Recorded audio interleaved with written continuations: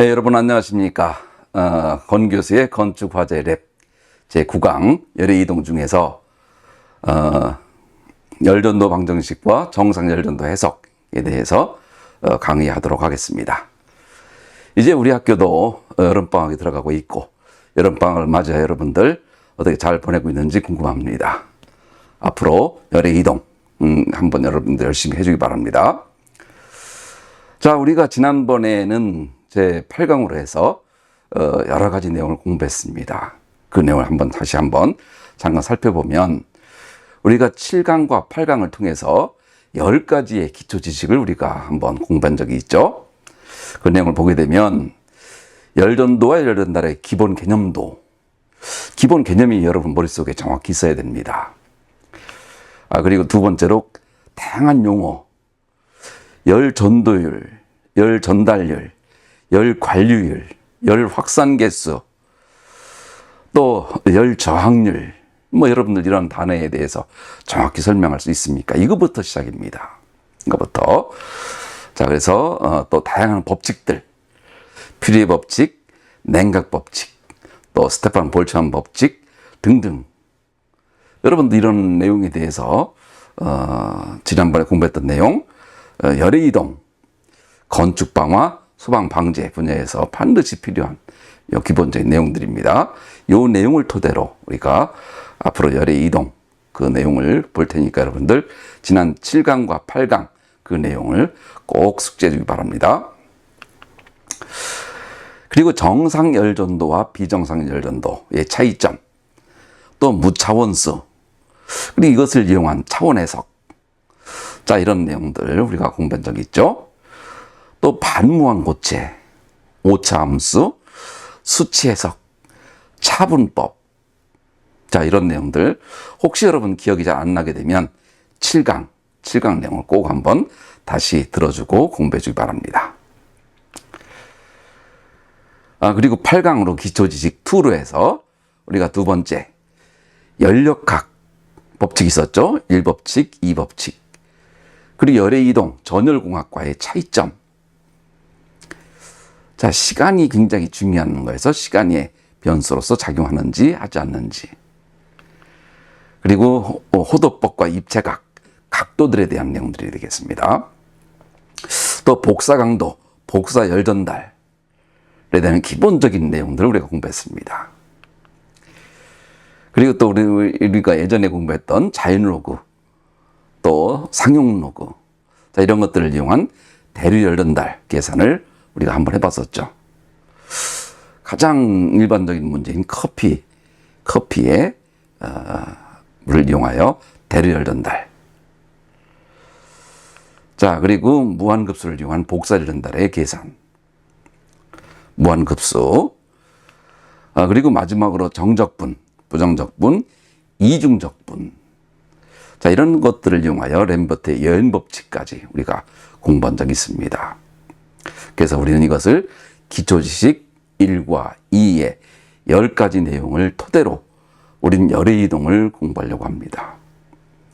그 중에 열의 이동 중에서 우리는 열전도 해석, 그 중에 이제 열전도 방정식과 정상 열전도 해석을 우리가 이번에 공부하려고 합니다. 다음에는 반무한 고체, 비정상 열전도, 수치해법, 다음에는 대류 열전달, 그리고 다음에는 복사 열전달 해서 앞으로 5번 정도가 더 필요할 것 같습니다. 여러분들 요 내용, 열의 이동 내용은 제일 중요한 내용 중 하나죠. 화재역학에서 가장 중요한 것 중에 하나니까 여러분들 꼭 잘 들어주기 바랍니다. 열전도 방정식, 정상 열전도 해석, 자, 요 내용이 오늘의 목표가 되겠습니다. 자, 강의 목적을 다시 한번 여러분에게 숙지하게 되면, 우선 열전도 해석에 대한 주요 개념과 중요 용어 다시 또 한번 살펴보도록 하겠습니다. 그리고 퓨리의 법칙과 열전도 메커니즘, 그리고 열전도 방정식의 유도, 물질 내부의 열전도 개념, 그리고 정상 1차원 열전도 해석과 이런 열전도 해석을 하기 위한 초기 조건, 경계 조건이라고 하는 용어를 설명할 예정입니다. 그리고 실제 가장 중요한, 실무적으로도 상당히 중요합니다. 정상 1차원 열전도 해석을 위한 주요 활용 예제입니다. 이 5가지 내용을 여러분들하고 같이 해보려고 하니까 시간이 조금 길어지더라도 여러분들 끝까지 잘 들어주고 또 필요한 것이 있다고 한다면 여러분 질문해 주기 바랍니다. 자, 지난번에 7강 자료 우리가 고체를 중심으로 해서 유체와 고체와 또 다른 유체원의 열의 이동 관계 Q1 같은 경우에는 열 전달, 또 Q2 같은 경우는 열 전도, Q3 같은 경우는 또다시 열 전달. 자, 또 온도 경계층이라고 하는 문제, 유체와 고체 사이에서 오는 열 전달, 고체 내부에서 오는 열 전도. 자, 이런 내용 지금은 디테일하게 다시 설명을 하지 않도록 하겠습니다. 7강을 여러분들 참조해 주기 바랍니다. 자, 그래서 다시 한번 크게 바라보면 열전달과 열전도, 다시 열전달, 이 전체를 합친 열관류라고 하는 것이 서로 관계하고 있다. 화재실과 비화재실, 열의 이동. 자, 이 개념을 머릿속에 여러분이 우선 정확히 써야 됩니다. 다시 다시 한 번 더 중요한 문제이기 때문에 이 내용이 화재실과 비화재실 사이에서 오는 온도 경계층, 이 부분에 대해서는 복사열과 대류열 전달이 경계하는 거죠. 또 벽체 같은 경우에서는 전도에서도 정상, 비정상이 있겠죠. 또다시 온도 경계층이 있겠고, 자, 이를 토대로 외부의 실외, 고온과 저온 사이에 오는 열의 이동 메커니즘, 이 내용을 여러분들이 우선 정확히 머리에 숙지하고 있어야 됩니다. 그리고 다시 한번 온도에 대한 의미, 절대온도, 또 특히 우리가 중요하게 보는 건 화시온도, 섭씨도 있지만 절대온도, 열 에너지가 제로라는 점에서 절대온도, 그리고 온도와 열과의 관계. 자, 이것도 전부 7강이기 때문에 일단 지금은 생략합니다. 다시 한번 온도 변화를 나타내는 원인, 열 에너지와 온도, 절대 온도와의 사이에 오는 다양한 법칙들. 또 열자가 나오면 반드시 등장하는 열유속, 단위 시간당 단위 면적에 흐르는 열의 양, 와트 퍼 제곱미터.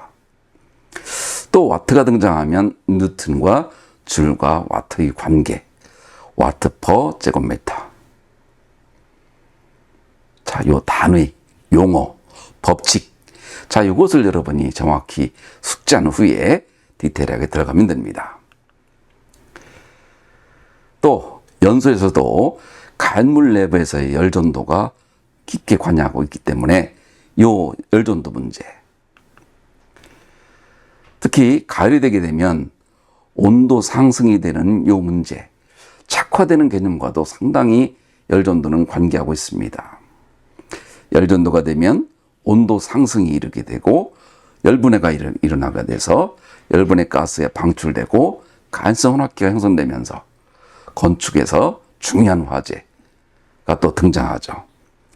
연료지병 화재, 환기지병 화재. 자, 이런 내용들을 여러분들이 종합적으로 바라보는 식견이 있어야 됩니다. 또다시 열전 나오면 반드시 등장하는 열전도율. 자, 와트 퍼 미터 켈빈.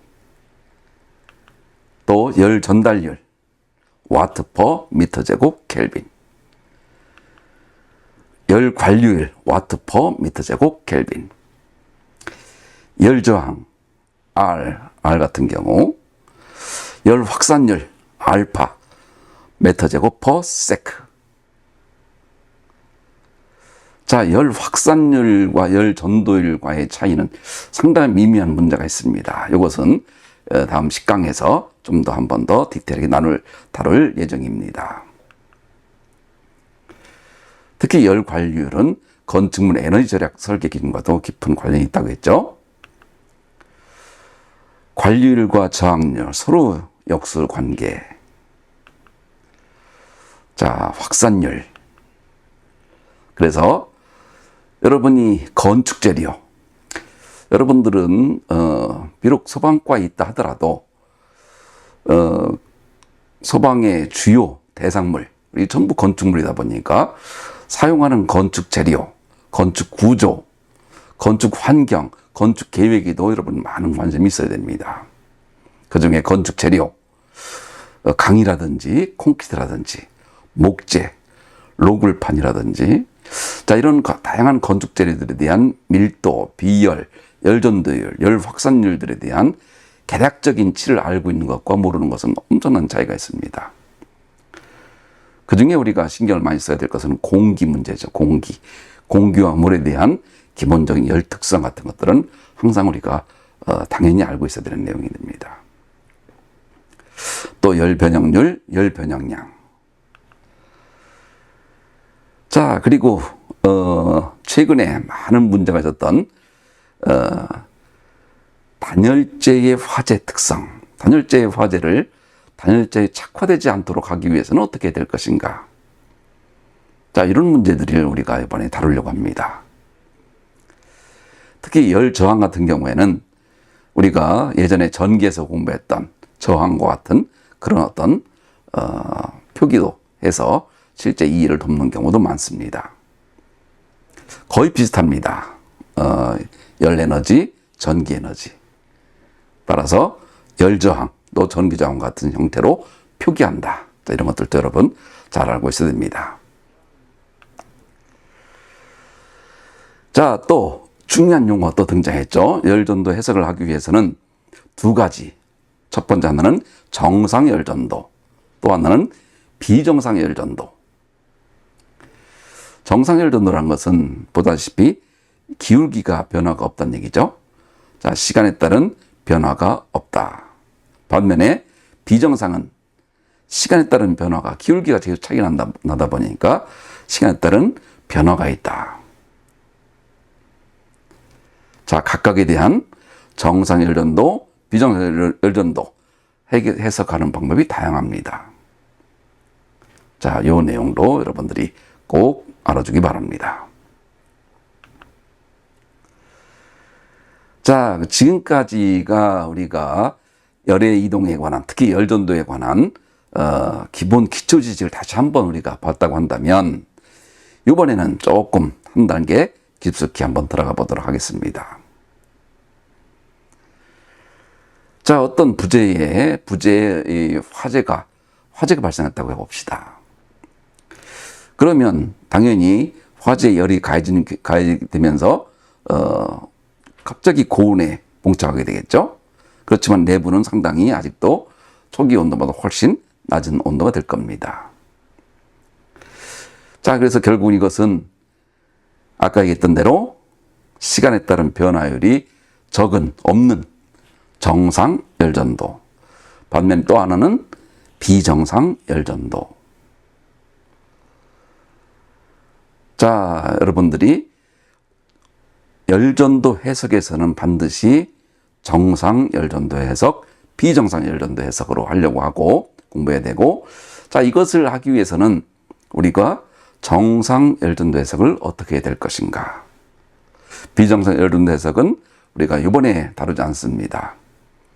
다음 제 10강에서 다루려고 합니다. 그렇지만 여러분들이 이 내용을 정확히 이해해 주셔야 10강도 이해가 되니까 여러분들 꼭 잘 들어주기 바랍니다. 자, 다시 한번 열전도에서는 지배방정식이 바로 필요의 법칙이 있다. 필요의 법칙, 연료속은 단위 면적분의 발열 속도, K의 dx분의 dt. 자, 여기서 K라는 것은 열전도율 와트 퍼 미터 켈빈. 자, 열전도율이 커지게 되면 열이동 능력이 상당히 증대된다 이거죠. 자, Q2 프라임은 마이너스인 것은 가면 갈수록 떨어진다 그 얘기입니다. 자, 마이너스 K dx분의 dt 시간에 따른 온도 변화가 K배로 되어 있고 이거 바로 열 전도율이 된다 이겁니다. 자, 보다시피 높은 데서 낮은 데로 열은 흘러가고, 자, 그것을 정상 상태 열 전도 열 유속은 다음과 같이 K L분의 델타 T 또 비정상 열 전도 해석 같은 경우에서는 마이너스 K dx분의 dt. 자, 여기서도 L분의 dt 이 델타 T 앞에 K가 빠졌습니다. 자, 이거는 여러분들이 미스프린트니까 잘 봐주시기 바랍니다. 자, 그리고 이러한 열전도 법칙에 대한 퓨리의 법칙을 이용하여 연료속을 구하는 방법, 좀 전에 했던 그 내용과 더불어서 온도차를 거꾸로 구하는 방법. 자, 이런 것들을 거꾸로 서로 자유자재로 우리가 계산할 수가 있습니다. 자, 그래서 이런 내용들, 퓨리의 법칙의 적용 사례. 자, 퓨리의 법칙. 자, 그리고 열전도 방정식이라는 것이 있죠. 지배 방정식. 자, 우리가 공부하는 것 중에 열의 이동 중에 첫 번째로 우리가 해야 될 것이 바로 퓨리의 법칙을 이용한 열전도 방정식의 기본 개념을 이해하고 있는가. 그리고 그것을 내가 쓸 수 있고 그것을 풀 수 있는가. 이것이 우리가 열의 이동 내용을 공부하는 목적이 되어 있습니다. 자, 예를 들어서 왼쪽 면서부터 유입되는 열량과 요소 내의 에너지 변화가 있고, 자, 들어온다니까 인풋되는 거, 반면에 나가는 거, 열전도로 유출되는 열량과 요소 내의 에너지 변화. 자, 이런 내용들을 다음과 같이 하나하나씩 우리가 정리해 나가는 것이 바로 열전도 해석의 기본 루트가 되겠고, 요 내용을 다음과 같은 식으로 쓸 수 있는지, 요 내용이 바로 첫 번째 여러분들이 해야 될 일이고, 오늘 여러분들이 아주 공부할 가장 중요한 어프로치 방법이 되겠습니다. 자, 이것도 같이 한번 해보도록 할 겁니다. 자, 그리고 지난번에도 공부했던 테일러 급수. 자, 이건 뭐 n 팩토리얼 분의, 자, 항상 이것은 1차 아니면 2차 오더까지만 간다고 했죠.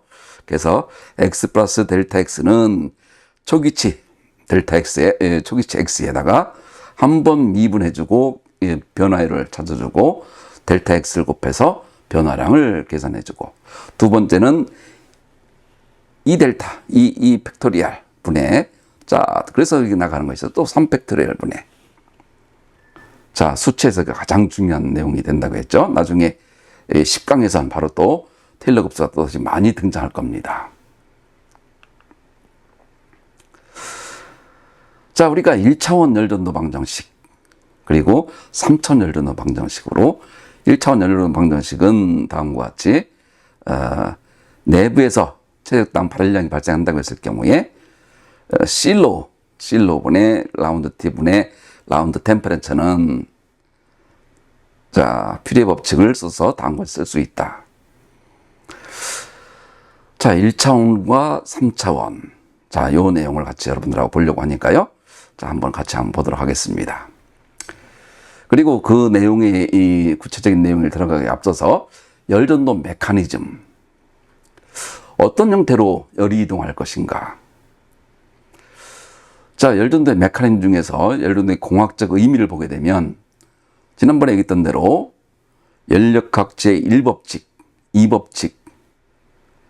자, 1법칙에서 온도가 높은 부분으로부터 낮은 부분으로 이동하는, 자, 연력학의 기본 에너지 보존 법칙에서 등장했던 내용들이죠. 그런데 이런 내용들은 좀 미시적 관점으로 보면 열운동에 의한 평균 운동 에너지로 계산들을 합니다. 그래서 만약에 어떤 분이 온도 상승이 됐다 그러면 평균 운동 에너지가 증가됐다.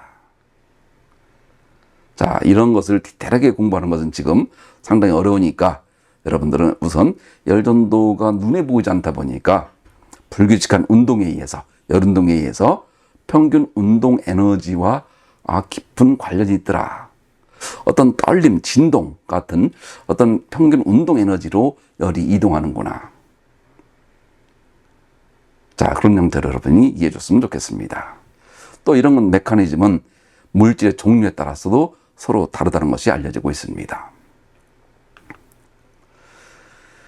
그 중에 기체의 이 내용에 보게 되면 기체에서는 3차원 공간을 불규칙한 방향으로 다수 이동하는 거다 보니까 열전도에 대해서도 다음과 같이 고온측의 기차 분자가 저온측의 기차 분자로 운동 에너지를 전달한다. 아까 했던 열 운동을 전달한다. 결국은 평균 운동 에너지가 증가돼서 온도가 상승한다. 자, 그리고 결국 분자의 운동 에너지의 총합의 차이가 고온측으로부터 저온측으로 전도되는 열 에너지다. 그리고 이것은 병진 운동, 다시 말하면 전단력으로 나타나기 때문에 여러분 그래프를 보게 되면 꼭 전단력 그래프와 동일하죠. 지난번에 이 힘, 운동 방정식 할 때 등장했던, 따라서 열전도와 전단력은 동일한 원인으로 나타나는 다른 현상이다. 자, 제품행 같은 경우는 람다, 이건 기체의 열전도 개수입니다. 미우, 점성 개수는 다음과 같이 템퍼레처에 비례한다. 자, 기체의 열전도. 이번엔 이제 액체가 되겠습니다. 마찬가지로 기체와 마찬가지로 불규칙한 운동, 열운동, 그 운동의 주변에 분자에 크게 제약을 받는다고 하고 있고요. 브리즈먼은 에너지의 액체의 경우에는 전파와 같이 종진동에 의해서 음속으로 전달된다. 그래서 그에 대한 열전도의 이론식을 제안했습니다. 자, 눈에 보이지 않다 보니까 여러분들 지금 이 내용으로 계속 들어가다 보면 굉장히 내용이 복잡해지다 보니까 일단 여러분들은 고체에서 열전도 해석에 대한 그 내용을 중점적으로 하지만 액체나 기체에서도 마찬가지로 열전도, 일반적으로는 우리가 많이 무시를 합니다. 액체와 기체에서는 또 정지돼야 되고 하다 보니까. 그런데 실제적으로 학술적으로는, 메커니즘적으로는 열운동, 또 액체에서는 진동과도 관련을 두고서 연구들을 하고 있습니다.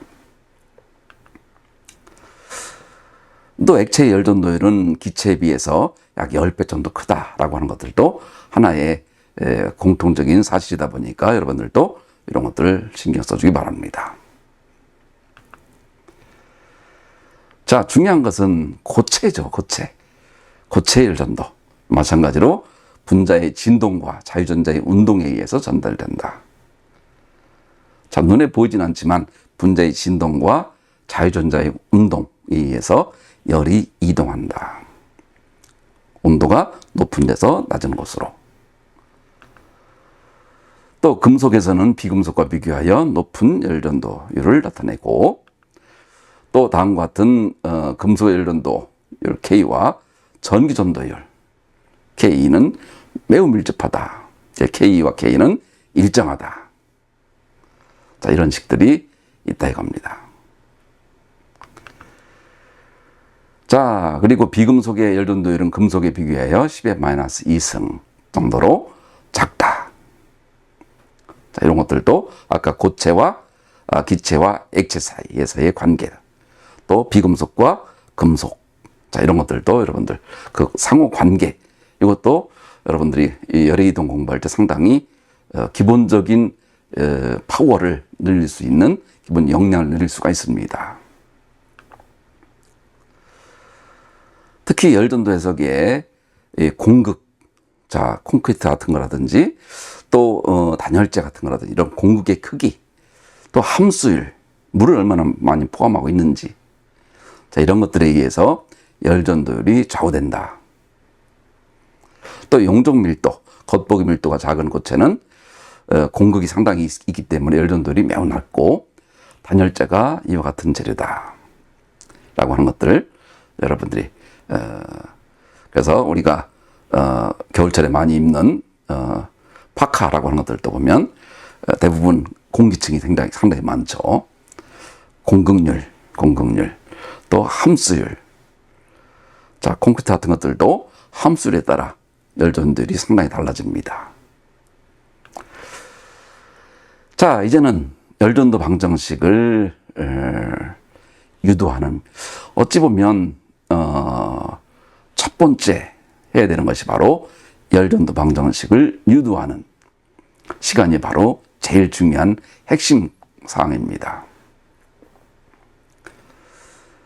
자, 열전도 방정식은 항상 컨트롤 볼륨 델타 X, 델타 Y, 델타 Z라고 항상 우리는 X축, Y축, Z축 3강에서 우리가 다루었죠. X축, Y축 항상 높이를 Z축으로 한다는 거. 그리고 물체 내의 온도는 위치와 시간에 의존하기 때문에 다음과 같이 Q는 뭐였었죠? Q2 프라임. 이것은 와트 퍼 미터 제곱. 다시 말하자면 에너지가 단위 시간당, 단위 면적당 들어온 에너지다 보니까, 자, 만약에 들어오는 인입되는 이 인풋되는 에너지를 보게 되면 Q2 프라임 X에 델타 Y, 델타 Z. 자, X 방향이니까 직각 방향으로 받아야 되니까 지난번에도 공부했죠. 직각 방향으로가 아니면 코사인 세타로 우리가 해줘야 되는데, 일단 직각 방향으로 들어오는 거. X 방향이니까 YZ.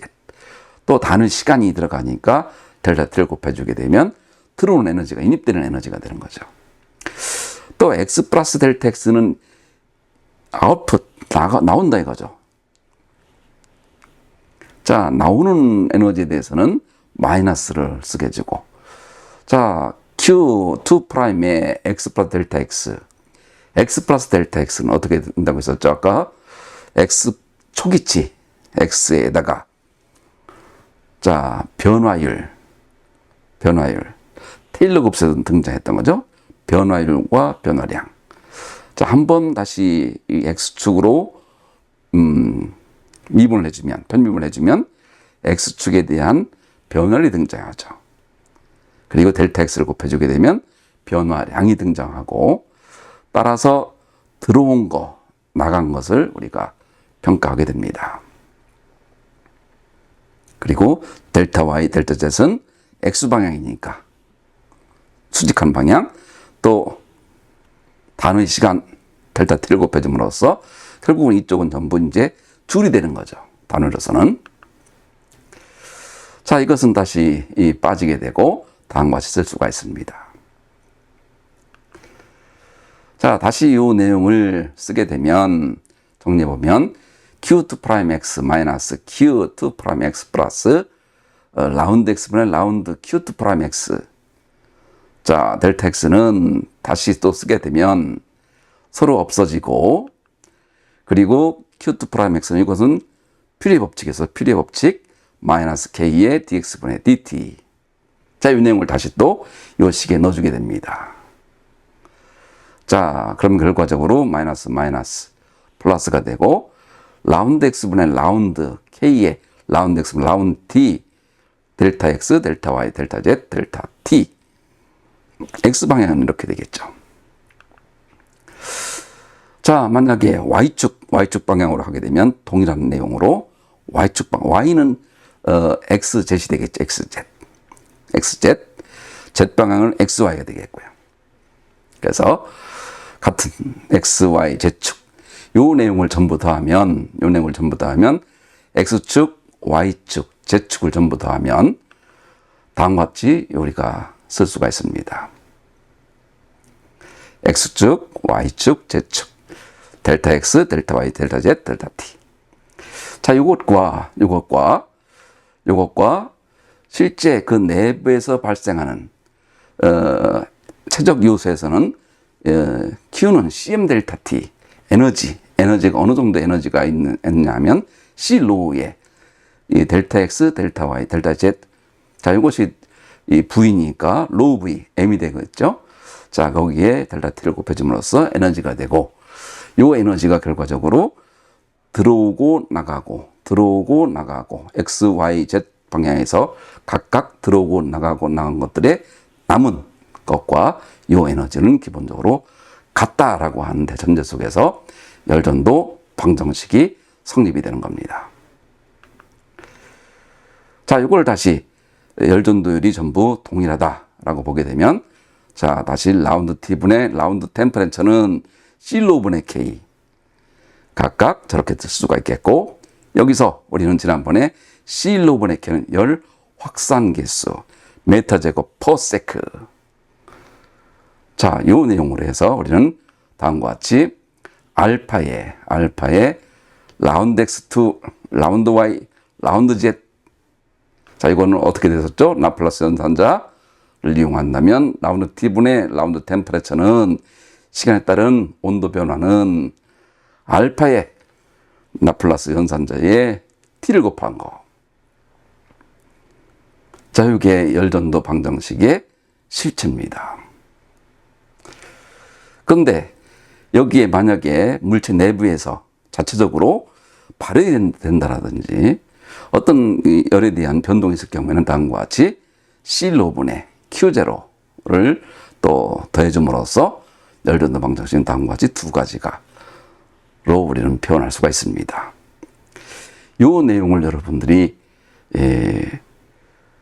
수식으로 또 구두로 설명할 수 있어야만 합니다. 결국은 열전도 해석이란 것은 열전도 방정식을 유도하고 뭐에 따라서 퓨리의 법칙에 따라서 또 그것과 에너지와의 관계로서 표기하고 그 내용을 열전도 방정식을 유도한 내용을 정상적으로 비정상적으로 풀어나가는 방법, 이 내용이 바로 본 수업의 핵심인 것입니다. 자, 이것을 풀어나가는 방법에는 초기 조건과 경기 조건이 있습니다. 자, X, Y, Z 시간의 얼마에서 온도가 얼마인지 해석하기 위해서는 초기 조건. 초기 조건 T = 0일 때죠. T = 0일 때. 자, 그리고 경계 조건은 열전도 해석 대상면의 표면 또는 경계에서의 조건. 자, 요 문제는 꼭 콘크리트나 어떤 건축 대상물의 이 열전도 해석만을 하는 것뿐만 아니라 여러분들이 주로 어디죠? 여러분들의 인생을 한번 또 풀어주는 또 사주팔자를 하는 데가 있죠. 여기서 여러분들한테 여러분 부모님이 우리 이 자제가 이번에 좋은 데 갈 수 있겠습니까? 결혼 잘 하겠습니까? 이런 어떤 인생에 대한 것들도 그 점집에 가게 되면 첫 번째 요구하는 것이 뭐죠? 태어난 시점. 초기 조건과 마찬가지죠. 또 어떻게 커왔는가라고 경계 조건. 자, 두 가지를 서로 비교한다는 것은 좀 이상하지만, 자, 원리는 같다 이거입니다. 원리는 초기 조건과 경계 조건을 통하여 열전도 해석을 하는 것처럼 사람도 태어난 시점, 어떻게 커왔는가를 가지고 앞으로의 향후에 전개되는 방향도 계산할 수 있다. 자, 그것이 맞고 틀리고 하는 얘기는 중요한 내용이 아닙니다. 그만큼 초기 조건과 경계 조건은 모든 방정식을 풀 때 가장 중요한 요소가 된다는 겁니다. 자, 경계 조건은 다시 네 가지 조건이 있습니다. 온도를 미리 파악한 경계, 알고 있는 경계죠. 또 단열 경계, 또 연료속을 미리 파악한 경계, 또 선형 열 전달 경계, 다음과 같이 네 가지가 있다. 자, 온도를 미리 파악한 경계는 실제적으로 표면 대부분 알 수가 없는 경우가 많이 있습니다. 그래서 이런 경우도 아주 만약 이런 것을 미리 알 수만 있다고 한다면, 온도를 미리 알 수만 있다고 한다면 풀어가는 건 굉장히 간단하지만, 실제 문제에서는 실제 이 실무적으로 해도 이 표면 온도를 대부분 알 수 없는 경우가 많다. 단열 경계, 열의 출입이 없는 조건이죠. 출입이 없는 조건. 법선 벡터다 보니까 수직으로 가는 법선 벡터가 아무것도 없다. 결국은 출입이 없다 이겁니다. 자, 단열 경계. 이거는 상당히 많이 사용합니다. 특히 구조 해석, 열전도 해석을 통해서 건축 구조물의 열응력 해석할 때도 단열 조건은 상당히 많이 사용합니다. 연료속을 미리 파악한 경계. 이것도 상당히 많이 사용되고, 특히 차분 등을 이용한 수치 계산, 수치 해석 같은 데서도 많이 이용됩니다. 그리고 가장 많이 이용되는 것 중에 하나가 선형 열 전달 경계입니다. 자, 그래서 다음과 같이 어떤 대류에 의한 열 전달과 이 관계를 통하여 해석해 나가는 경우, 또 복사를 받고 대류로 빠져나가는 것도 이런 다양한 것들을 많이 이용이 됩니다. 그렇지만 어쨌든 다음과 같이 네 가지 조건으로 열전도 해석을 할 수가 있다. 초기 조건, 경계 조건. 초기 조건에서는 t=0 얘기지만 경계 조건은 다음과 같이 네 가지로 나눌 수가 있다. 여러분 잘 알고 있기 바랍니다. 자, 실제 한 예를 들어보겠습니다. 단층판의 정상 열전도를 보게 되면, 자, 열전도 방정식을 가져왔고, 자, 정상이다 보니까 변화율이 없으니까 라운드 T분의 라운드 템퍼레처는 0이 되겠죠. 자, 요 0 되는 내용을 X축만 보게 되면, 식을 다시 쓰게 되면 dx2분의 d2x는 0이다. 이렇게 쓸 수가 있습니다. 자, 이걸 두 번 적분을 하게 되면 tx는 bx 플러스 c로 쓸 수가 있죠. 여기서 뭐 b와 c로 하든 뭐 a와 b로 하든 큰 문제는 없습니다. 자, 여기에서 초기 조건 x가 0일 때를 고려하면 tx는 bx 플러스 c로 해서 t0는 0 플러스 c, 결국은 t1이 된다 이겁니다. c는 t1이 되고, 다시 tl, t2 같은 경우는 bl 플러스 t1이 되기 때문에 다시 이것은 b는 마이너스 l분의 t1 마이너스 t2로 쓸 수가 있다. 자, 이 내용을 다시 쓰게 되면, 요 서로 간의 관계를 다시 쓰게 되면 tx는 마이너스 l분의 t1 마이너스 t2, x에 플러스 t1. 다시 말하면 초기치, x가 얼마만큼 지난 상태에서의 온도는 초기치 t1에서 다음과 같은 변화율에다가 x만큼 변화량을 빼주면 된다라고 하는, 어찌 보면 우리가 알고 있는 식을 다시 한번 경계 조건만으로 충분히 우리가 풀어낼 수가 있었던 얘기입니다. 자, 그래서 이 내용을 다시 쓰게 되면 tx는 t1 마이너스 t2의 l분의 x로 쓸 수가 있고, 이것을 다시 연류속으로 다시 쓰게 되면 q2'x는 마이너스 k의 dx분의 dt, 이것은 l분의 k t1 마이너스 t2로 쓸 수 있다.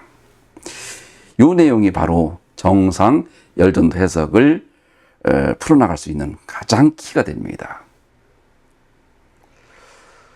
자, 건축 재료는 이렇게 단일면으로 되어 있는 사례는 별로 없죠. 그래서 주로 이제 다층판의 정상 열전도가 실제로 많이 이용됩니다. 뭐 5개 내지 6개로 된 사례도 많고, 특히 화재가 많이 발생했던 걸 보게 되면 대략 5 내지 6개로 나누어져 있는 다층판의 정상 열전도가 절대적으로 필요한 그런 사례가 많습니다. 그래서 다층판의 정상 열전도 해석은 평판 양면의 표면 온도를 아는 경우와 유체 온도를 아는 경우로 나누어서 해석할 수가 있습니다. 자, 다층판의 정상 열전도 표면 온도를 아는 경우는 다음과 같이 Q2', L1분의 K1, T1-T2, L2분의 K2. 자, 전부 모든 것들이 같다 보니까 다음과 같이 쓸 수가 있다. 정상 열전도 해석은 여러분들 특별히 어려울 것이 없습니다.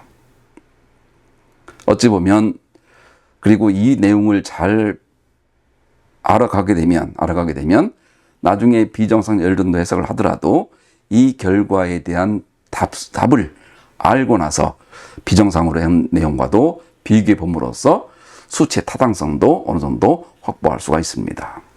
그러니까 이 내용이 상당히 쉽다 하더라도 여러분들 요 내용을 절대로 무시해서는 안 됩니다. 그래서 정상 1차원 열전도 해석은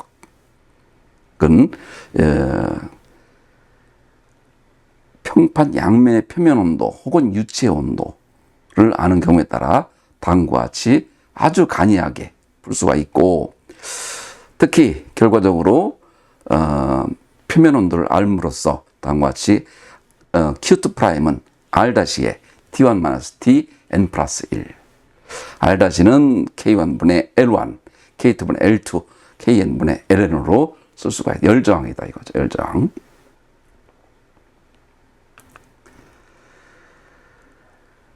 자, 그래서 만약에 제2번째 경계의 온도를 구하고자 할 때도 같은 식을 두 가지를 다음과 같은 두 개의 식을 이용하여 다음과 같이 식으로 우리가 풀 수가 있습니다. 여러분들이 직접 해보게 되면 이것은 특별한 내용이 아니다 보니까 일단 여러분들 직접 한번 해봐도 좋습니다. 어려울 게 없습니다. 자, 이건 이 내용과 반면에 또 평판 양면의 표면 유체 온도를 알 경우, 이때는 이제 여러분들 대류열 전달도 이때 같이 들어갑니다. 왜냐하면 유체에서 고체로 들어오다 보니까 유체와 고체, 대류열 전달이 들어가죠. 그래서 H0가 들어가는 겁니다. H0. 또 H 무한대. 화재실에서의 H0. 일반 외기에서의 H 무한대. 그래서 아래 역수는 열 관리율, 아래 열장은 메터 제곱 켈빈의 킬로와트. 서로 역수가 관계되어 있다 이거죠. 자, 그래서 결국은 정상 열전도 하나의 해석을 통해서 정상 열전도 해석을 했다고 한다면 나머지 것들에 대한 정상 열전도 서로 같다라고 놓음으로써 하나하나 우리가 원하는 온도, 특히 가장 중요한 건 온도 해석이죠. 온도 해석. 온도 해석들에 대한 것들을 하나하나 구체적인 온도를 열전도 해석을 통하여 나타내는 것은 결국 온도입니다. 온도. 열의 이동이 나타나는 것은 온도다 이거죠. 자, 일례를 들어보겠습니다. 여러분, 요 내용은 다섯 번째, 여러분 중요 활용 사례. 요 내용은 굉장히 여러분 중요합니다. 왜냐면, 자, 화재실의 유체의 온도가 1300켈빈, 외기의 온도는 300켈빈이 있다 이거죠. 자, 이때 콘크리트의 두께, 또 열 전도율, 또 합판과 콘크리트가 두 개가 같이 복합화되어 있습니다. 또 여기에 다시 L3가 있어서 단열재가 붙어 있을 수 있겠고, 또 내부엔 또 다른 재료가 붙어 있을 수 있겠죠. 거기에 따른 두께와 열 전도율, 열 전달률을 우리가 알아야 됩니다. 그래서 양면의 표면 온도를 알 경우에는 열 전달률은 필요가 없지만 유체 온도를 알 경우에는 열 전달률이 절대적으로 필요하다. 자, 이런 조건에서 정상 연료속은 얼마인가? Q2 프라임은 얼마인가? 이 얘기죠. 자, 유체에 있는 내용이니까 결과적으로 HF와 H 무한대를 구해야 되는 거죠. 또 K1, K2에 대한 열 전도율, 열 전달률, 그리고 두께. 자, 그 내용을 구하게 되면 다음과 같이 242제곱미터 켈빈의 킬로와트. 그렇다면 Q2 프라임은 R분의 TF-T 무한대. 처음과 끝이라고 했죠? 처음과 끝에. 자, 그러면 242분의 1000이 됨으로써 다음과 같이 와트 퍼 제곱미터로 나오는 연료속을 구할 수 있다. 이렇게 연료속을 구하다 보면 이 내용을 가지고 모든 것들을 하나씩 같다라고 하는 기본적인 방정식의 특징이 있죠? 뭐뭐와 같다. 자, 그 내용을 통하여 자, 이 연료속이 등장했으니까 콘크리트의 화재적 표면온도 T1은 그럼 몇 도인가? 자, T1. 화재 측에, 자, 화재 측의 이 유체의 온도는 1300 켈빈. 요 콘크리트 표면의 온도는 몇 도인가? 표면의 온도가 굉장히 중요하죠. 그렇지만 유체의 온도와 표면의 온도는 절대적으로 같지가 않다. 경계층 이론도 있고. 자, 그래서 그 내용을 어떻게 푸냐면 결과적으로 다시 Q2 프라임은 HF 마이너스. HF는 자, 열 전달 개수, 열 전달 개수. 자, 그래서 TF 마이너스 T1. 자, 요것을 다시 이용하면 다음과 같이 연료속을 표면 온도, 연료속은 우리가 아까 구했으니까 그 내용을 가지고 우리가 온도를 구할 수 있다. 자, T3는 마찬가지. T3는 또 몇 도인가? 자, 연료속이 등장하면 모든 것들을 구할 수 있다 이거죠. 마찬가지로 Q3도 Q2 프라임을 이용하여 다음과 같이 써주게 되면 연료속은 우리가 구할 수 있었고, 그 내용이 다음과 같이 233도라고 하는 것을 가볍게 구할 수 있습니다. 자, 경계면 온도 T2는 몇 도인가? 자, 이것도 같은 경우도 자, Q2 프라임은 HF로 바라봤을 때 또 열 전도로 바라봤을 때 두 가지가 서로 같아야 되다 보니까 다음과 같이 730도가 나올 수 있다. 자, 처음에 구한 연료속치를 구하는 것으로 인해서 하나하나를 전부 해석해 나갈 수가 있습니다.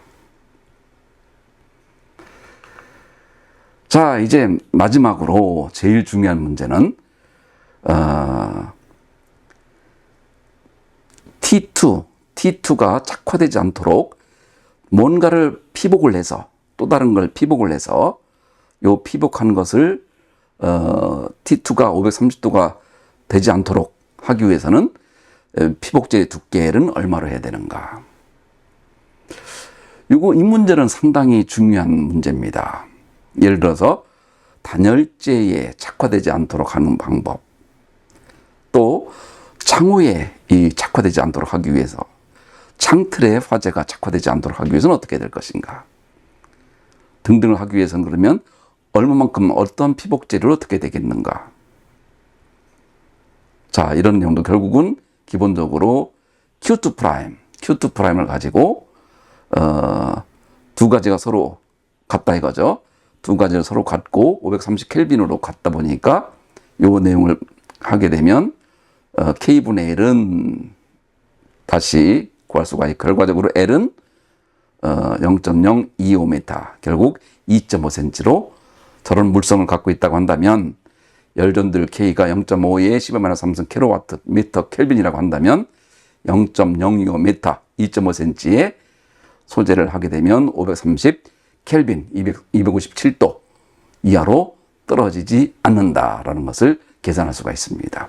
다시 말하면 화재 안전 대책을 세울 수가 있다 이겁니다. 자, Q2 프라임 정상 열전도 해석. 자, 정상 열전도 해석은 이거 이상도 이하도 없습니다. 자, 전체적으로 연료속을 구할 수 있으면 이 연료속과의 주변과의 관계, 온도를 안다. 결국 온도를 예측해내는 거죠. 온도 관계는 유체의 온도를 아는 경우, 표면의 온도를 아는 경우에 따라 그 내용이 다르지만 결과적으로는 연료속을 계산함으로써 전부 연료속은 기본적으로 나눠진 것에 따라 전부 같다라고 하는 전제가 있다 보니까 그 내용을 통하여 우리는 계산할 수가 있다. 이게 바로 정상 열전도 해석의 처음부터 끝 부분에서 가장 중요한 열전도 해석에 풀어나가는 과정이 되겠습니다. 자, 우선 쭉 한번 이번에 봤지만 여러분들하고 그 다음 시간에는 비정상 열전도 해석, 정상인 비정상 열전도 해석을 공부하고, 그리고 나중에 종합적으로 연습 예제도 통해서 구체적으로 여러분들하고 실무적인 감각, 그리고 학술적으로는 비정상 열전도 해석, 굉장히 학술적으로 중요한 내용이죠. 해석 시뮬레이션 같은 것들도 굉장히 중요합니다. 자, 그래서 한번 구강을 한번 정리해 보겠습니다. 우선 여러분, 열전도 해석부를 하기 위해서는 퓨리의 법칙을 정확히 알고 있어야 되는 거죠. Q2 프라임은 K의 dx분의 dt 마이너스 결국은 기울기는 밑으로 떨어진다 이거죠. 퓨리의 법칙을 첫 번째 알고, 그리고 열전도 방정식을 1차와 3차로 구할 수가 있다. 결과적 발열이 없는 경우 라운드 t분의 라운드 템퍼레처는 알파의 라플라스 연산의 제곱의 t, 발열이 있는 경우는 C1로분의 Q0가 따라붙게 된다. 자, 요게 열전도 방정식의 기본입니다. 기본. 그리고 이 내용을 토대로 해서 정상 열전도와 비정상 열전도, 정상 열전도는 이번에 여러분하고 지금 같이 9강에서 한 내용이 되겠고요. 비정상 열전도 해석은 10강에서 다음번에 여러분하고 같이 할 예정입니다. 자, 그리고 이 열전도 해석을 하기 위해서는 초기 조건과 경계 조건이 절대로 필요한데, 초기 조건에서는 T= 제로라는 거, 또 경계 조건에서는 4가지, 온도를 미리 파악한 경계, 단열 경계, 그리고 연료속을 미리 파악한 경계, 그리고 선형 열 전달 경계. 자, 1번 같은 경우에는 많이 사용되지 않지만 2번, 3번, 4번은 실제로 많이 이용되고 적용이 됩니다. 자, 그래서 여러분들 초기 조건과 경계 조건에 대한 중요성. 지난번에 커피 문제 7강이었나요? 커피 문제 8강이었는지 여러분 꼭 한번 7강, 8강 잘 봐주기 바랍니다. 거기서도 이제 초기 조건과 경계 조건을 이용하고 또 다른 온도 조건을 이용하여 결과적으로 문제를 풀어나갈 수가 있었죠. 자, 그리고 정상 1차원 열전도 해석은 단층반 같은 경우에는 Q2'X는 다음과 같이 쓸 수가 있고, 또 다층반 같은 경우에는 표면 온도를 아는 경우, 자, 그때는 전부 K1부터 KN까지죠.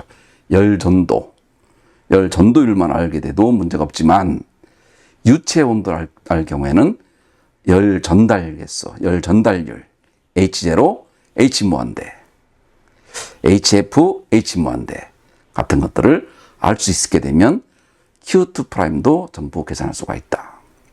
자, Q2'을 계산할 수 있음으로 해서 온도를 하나하나씩 해석해 나갈 수가 있다. 자, 그래서 정상 1차원 열전도 해석, 단층판, 다층판. 자, 이 내용이 열전도 해석의 첫 번째 분야인 퓨리의 법칙과 열전도 방정식의 유도, 그리고 열전도 방정식의 유도를 통해서 정상 열전도 해석. 자, 다음번엔 비정상 열전도 해석. 비정상 열전도 해석을까지 우리가 공부하도록 하겠습니다. 그러면 이제 열전도 해석은 기본적인 내용이 이제 정리될 것 같고요. 그 다음에 대류 열전달, 또 복사 열전달. 그래서 5강좌, 10강을 해서 한 총 전체로 6강좌를 통하게 되면 우리가 예측 계산, 중요한 예측 계산 문제가 있죠. 자, 공부했으면 그것을 실제 한번 적용 한번 해봐야 되는 거죠. 그래서 그 내용들을 한번 예측을 해보고, 또 관련된 법령, 건축법이나 소방법에서는 어떤 형태로 이런 내용들을 열애이동 문제를 법으로 제시하고 있는지, 자, 이런 것들도 여러분들이 하고 같이 보려고 하니까 여러분들 한번 잘 쫓아와 주기 바랍니다. 자, 이렇게 해서 제 9강 열전도 해석과 정상 열전도 해석의 구체적인 사례를 이것으로 마치도록 하겠습니다. 여러분들 수고 많았습니다.